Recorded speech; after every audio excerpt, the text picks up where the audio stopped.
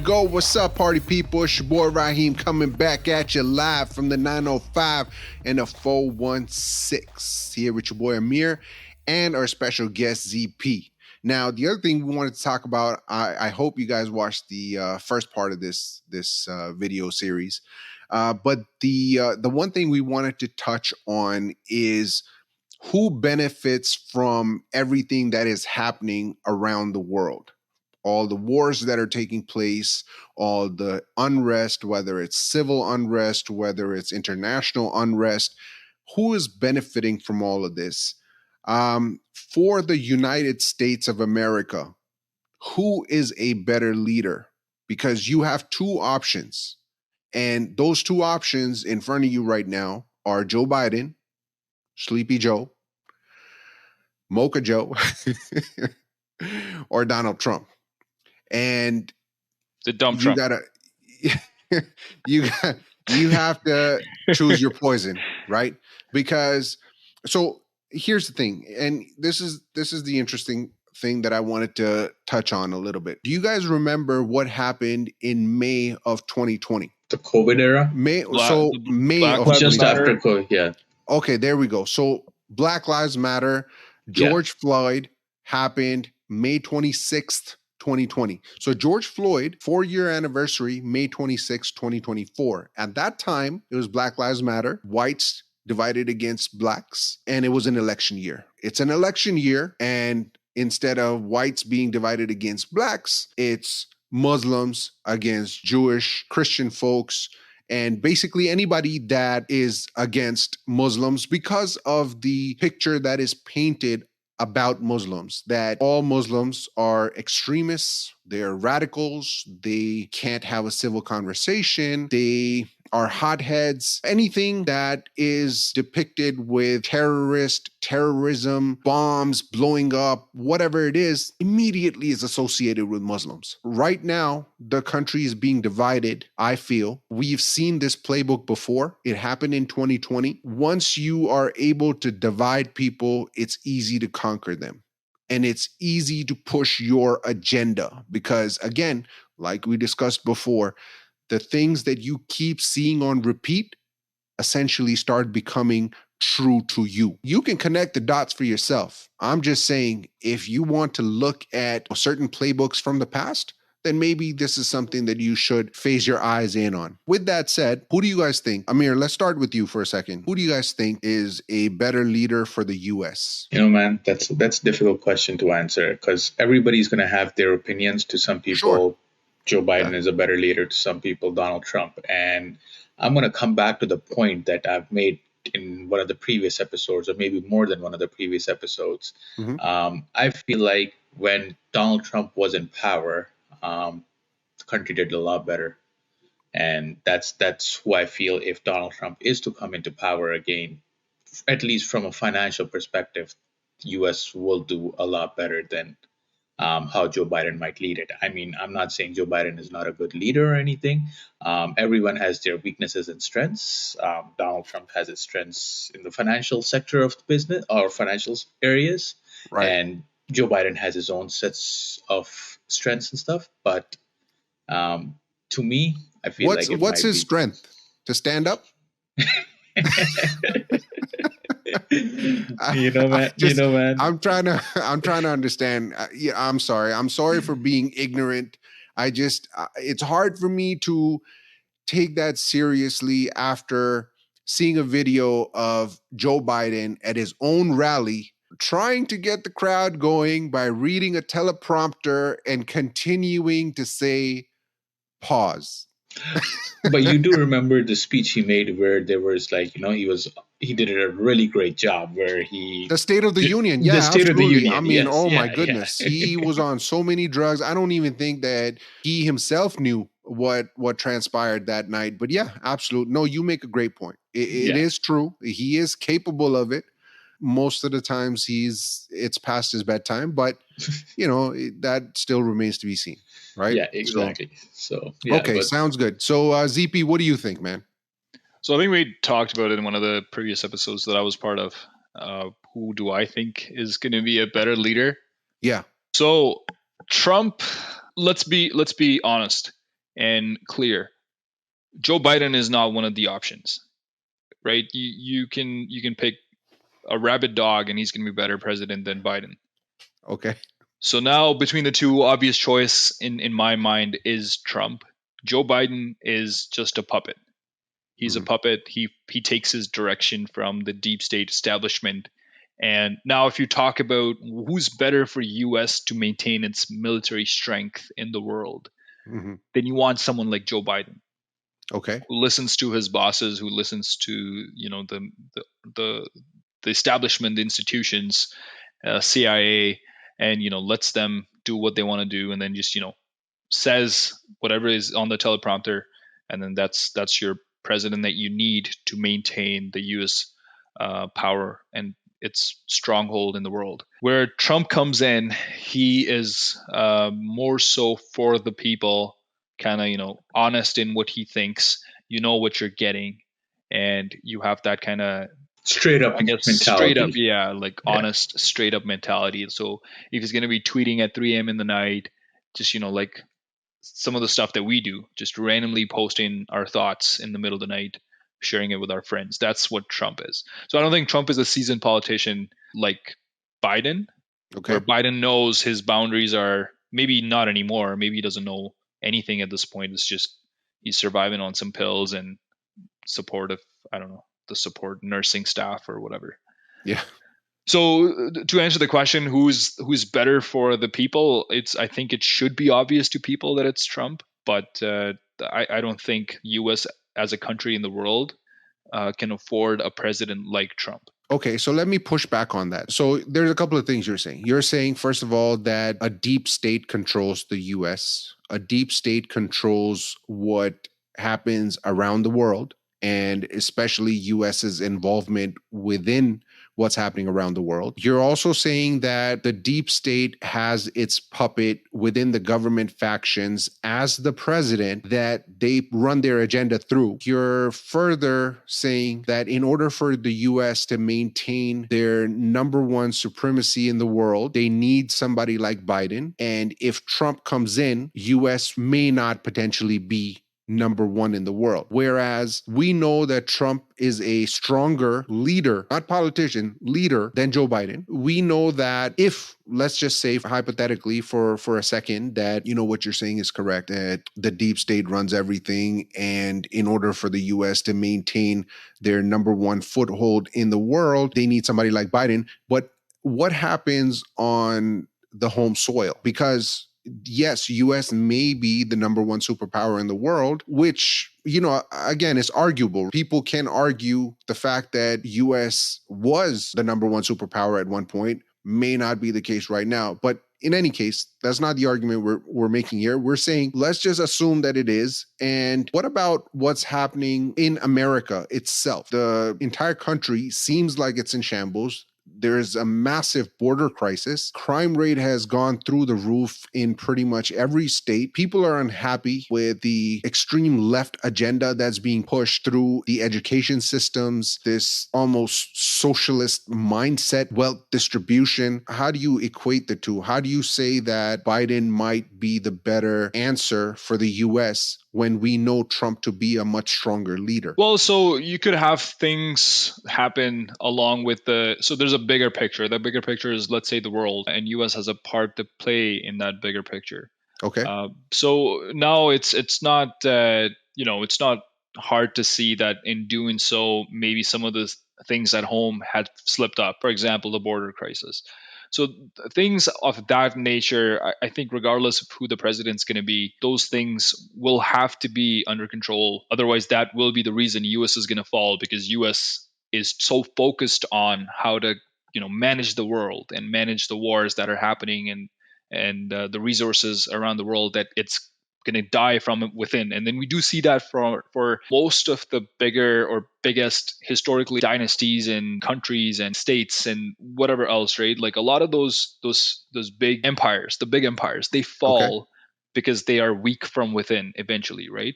Mhm. So that will be the downfall of US if it doesn't get those things under control. Whatever the establishment right now is, it's too focused on what is happening outside of the US that they haven't really paid attention they've kind of assumed that those things will happen or they will continue to be okay regardless, that they haven't really paid attention to those things. So you're right, with someone like Biden, those things are not going to be improving. Maybe for Trump, he will be focused on those little things, and then he wants the, like, for example, one of the big reasons that the establishment probably doesn't want Trump is how he deals with NATO. So NATO is their bigger kind of faction or group that bullies the rest of the world into doing things that they want them to do. Under Trump, that group is under threat. He was talking about how he's going to defund NATO. He wanted every other country to pay their fair share. Trump was putting NATO at risk, which is why the establishment doesn't want him there. The other part of that is, if you see Trump's time frame, there were no wars, and that's almost $1 trillion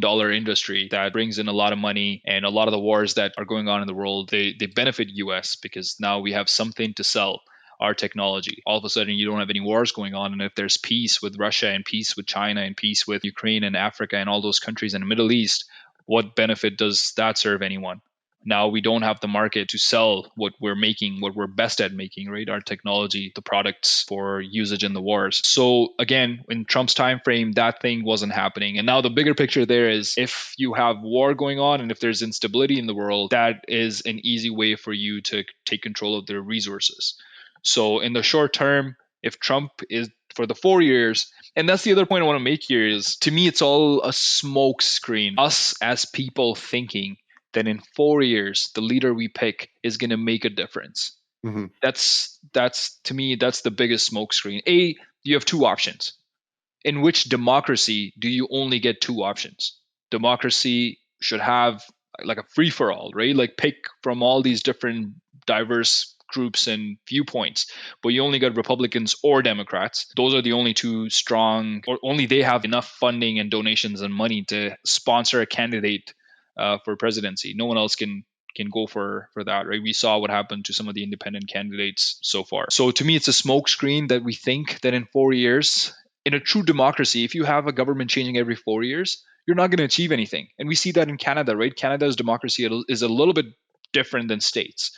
And when we get 4 years of liberal with no deep state controlling everything else, things fall apart. Like either we swing too much to the left with liberals or NDP, but then when the conservatives come, they curb down on all the different programs and social assistance and things like that. And then the pendulum swings too much on the other side, and the country is never really stable, or the big, development never really ends up happening because there's too much swinging back and forth every 5 years, 4 years. So a true democracy, if people have different ideas, you're going to scratch the project. Let's say if Trump comes in, he's going to scratch all the programs that Biden started. We saw that with Obamacare, right? Obama started that, and then Trump basically is like, nah, this is a waste of time. We don't want to do this. And then he went in his own direction. So that's what happens in democracy, which is fine for the internal affairs if you want to control and build a wall at the border, or if you want to do things internally, whatever. But you can't say no to the bigger picture agenda, which is to continue the war, continue to sell what you make best, and control the resources of the world, and then maintain your strong foothold. So, which is why I think Trump probably doesn't understand that, or if he does, he just wants to say no to that because he wants to enjoy his own, freedom to be the president of US. So I got a point here then. So hypothetically speaking, if the world is to not, or if say not even the world, let's just say in the US, if we are to choose someone other than Biden or Trump, do we think that scientists, professors, those kind of people would make better politicians when it comes to being running the country? And I'm not just talking in terms of how the country is doing economically or financially, but I'm talking from a more global perspective, such as making a world a better place for everybody, less wars, less pollution, less terrorism, everything. Do you think if we have some people who are more focused towards development and prosperity, not prosperity, but maybe moving forward and evolving towards a better future, do we think that these people would be better politicians or better people to run the country? Well, it's hard, right? You always are going to have bad actors. So you're Of going to have bad. course. So Russia or China, at the first opportunity, they would want to be that number one country in the world. They would want to take that spot. They would want to control all the resources the US is controlling right now. You have Russian presence in African countries right now. The Wagner group gained a lot of fame in the Ukraine war. That's the branch of Russia that is interfering in other people's governments and countries. So you're always going to have those bad actors, right? So let's say if you bring someone who's a great professor, or someone who's like a scientist or whatever, really smart person, that smart person wouldn't really understand all these games that other countries are playing.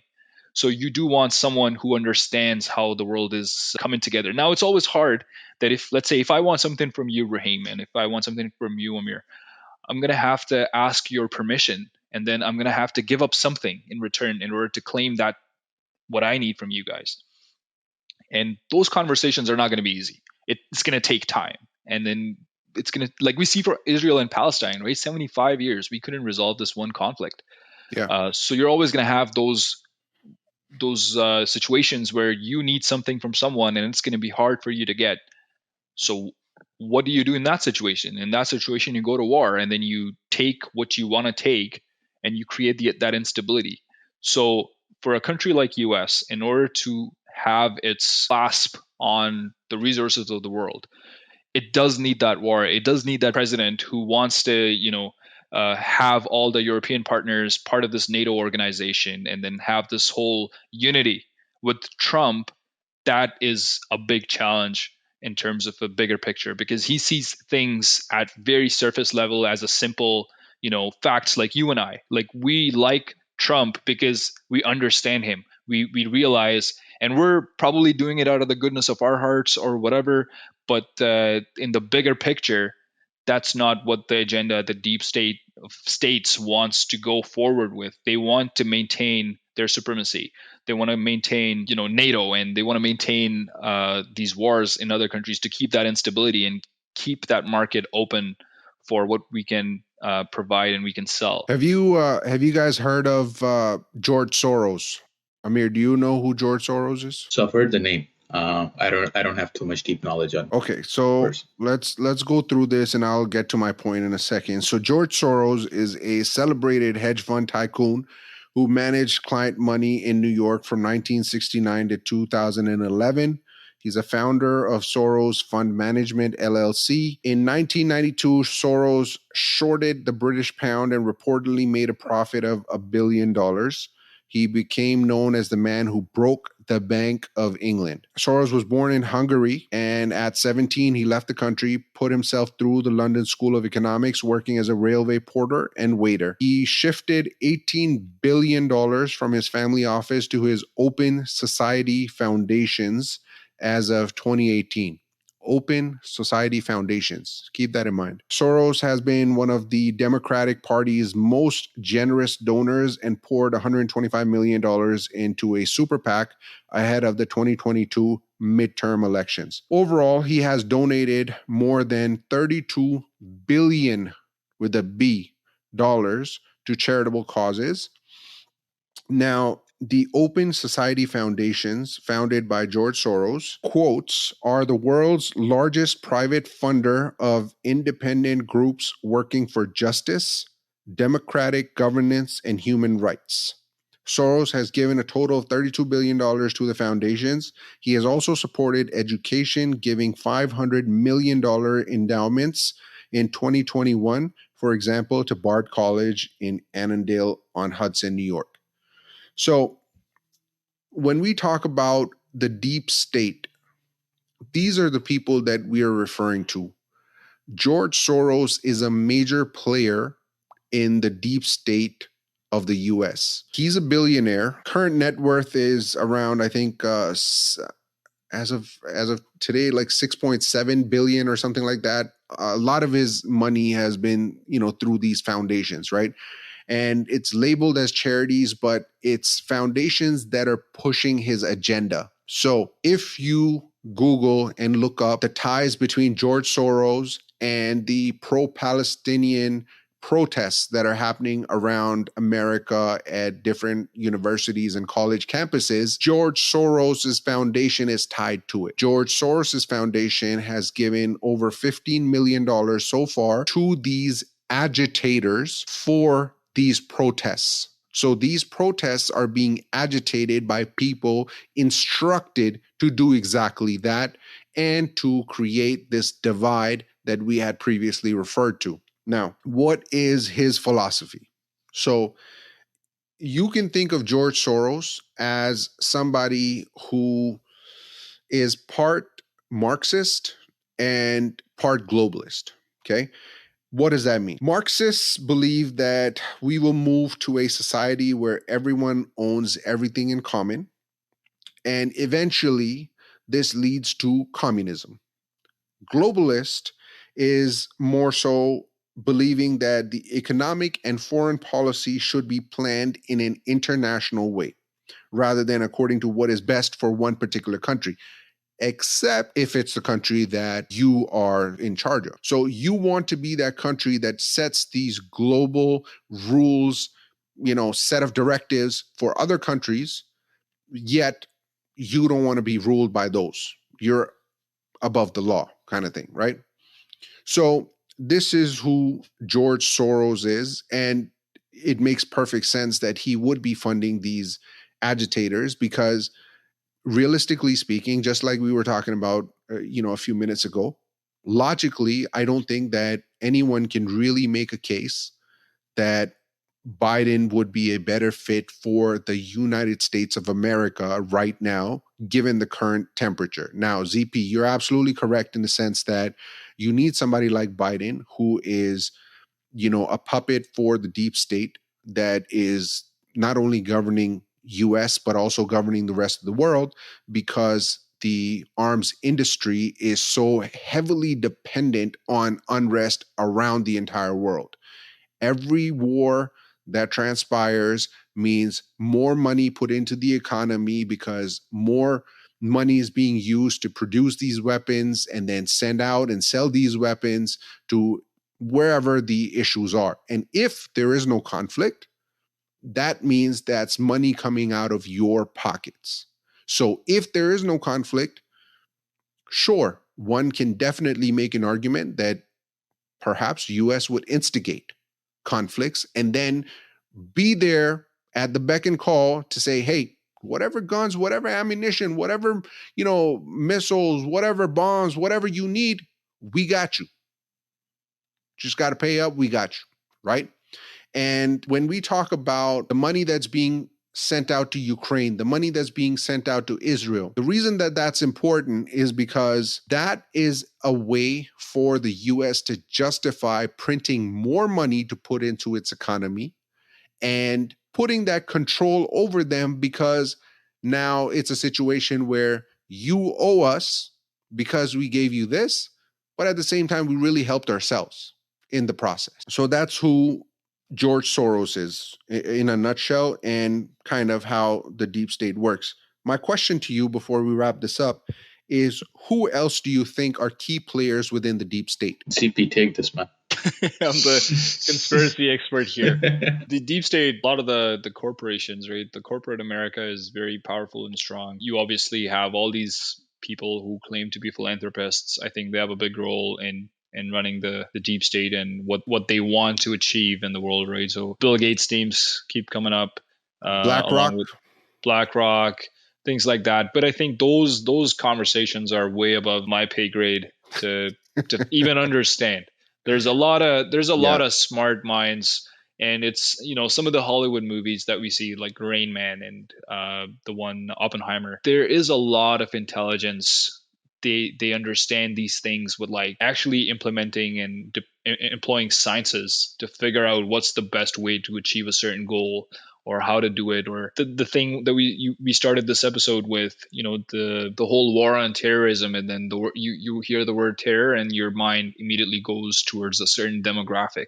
Yeah. Why is that? That the whole thing was orchestrated with all different things in mind, how people react, how they were brainwashed using the media, and how do they react to different news, and how you can best get them to believe something that the government's offering, which is, again, you can take that further into why we're trying to ban TikTok and save our own media, and only use our own media to give people the information that we want them to have. So I think those conversations, like who's doing what and who's running the deep state, I don't think we'll find those answers in our own lifetime. But the only thing I can say safely is the evidence is overwhelming in kind of saying that does exist. Yeah, yeah. And there's a couple of people that I can't put past them to be involved with the deep state, if not holding a key position. Nancy Pelosi, top of the list. 100%. There's no question in my mind. Hillary Clinton is another one. I feel like most of these people are probably pawns. They're not your not even your rooks. I think these are all people who actually control stuff. I don't think you see them they're on out in the camera. public. Yeah. Yeah, I think so. You're right. And you could be right. You could be right. It's interesting to note that every single time Nancy Pelosi has bought a certain stock, that stock has gone through the roof, and she exits a position right before it tanks. There's a lot of ties, there's a lot of knowledge behind closed doors that these people have.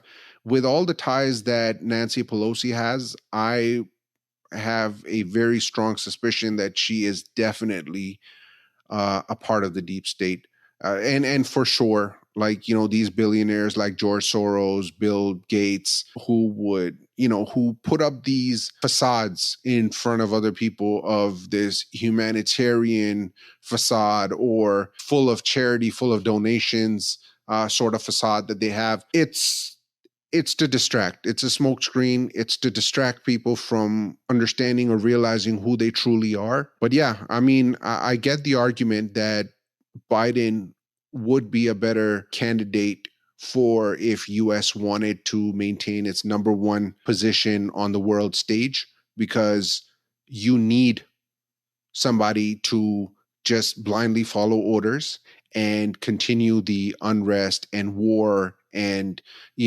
continue processing the war machine that they have within the United States. Personally, I think anybody that votes for Biden would be making a mistake.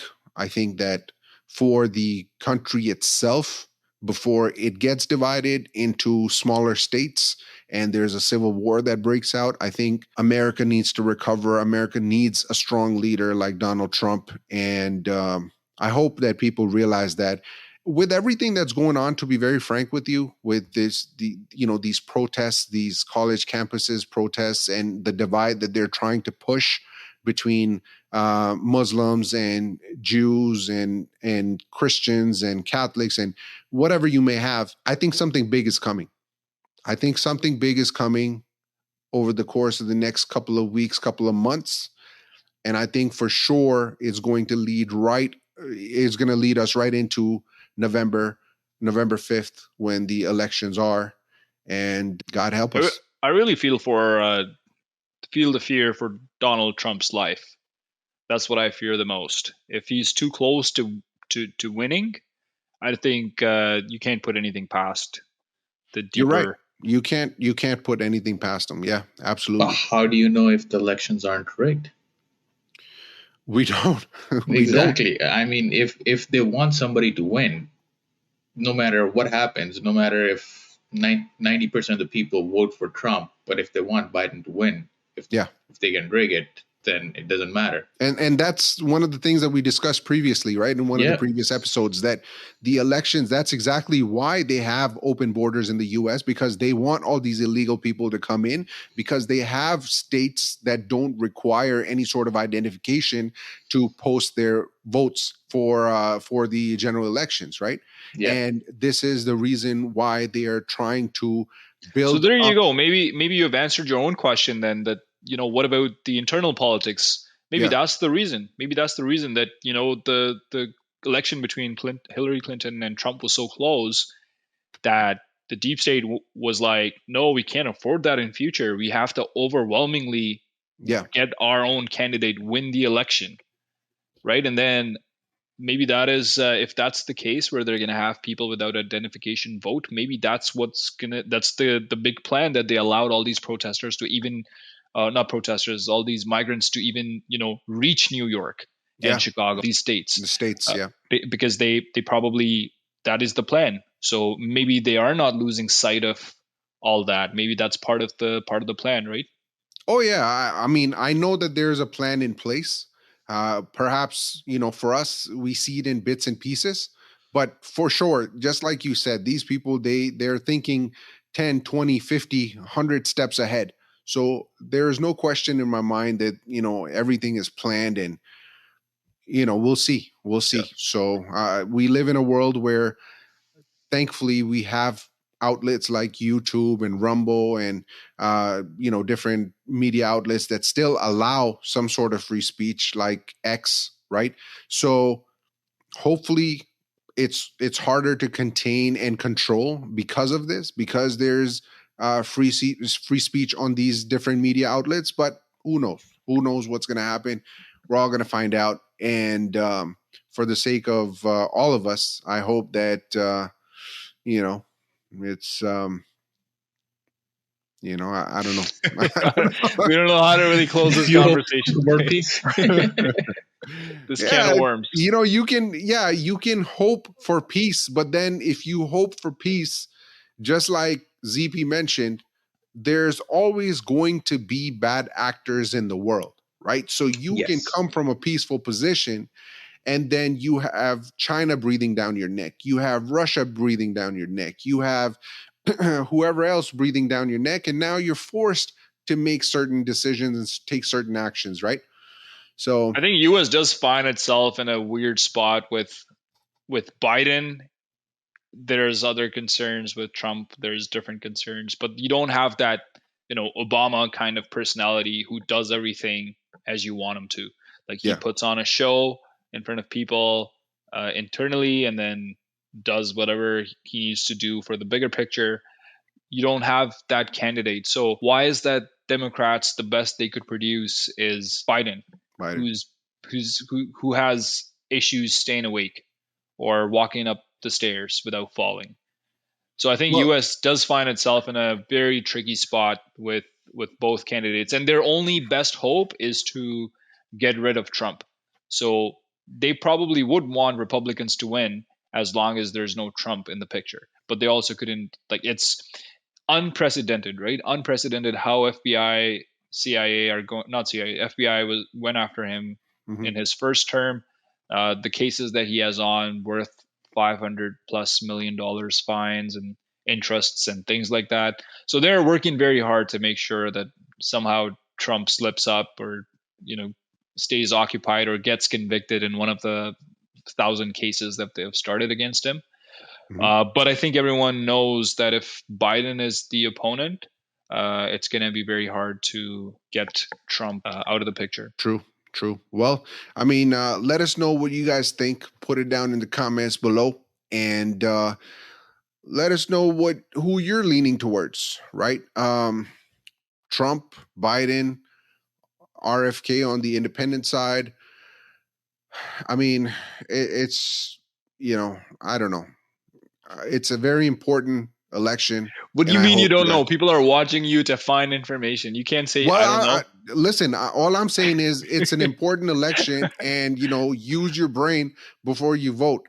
If I'm in the U.S., I'm voting for Trump because I want the country to get better, and I want to avoid any sort of civil war to break up the states. Yeah. But you got to make your own decision, right?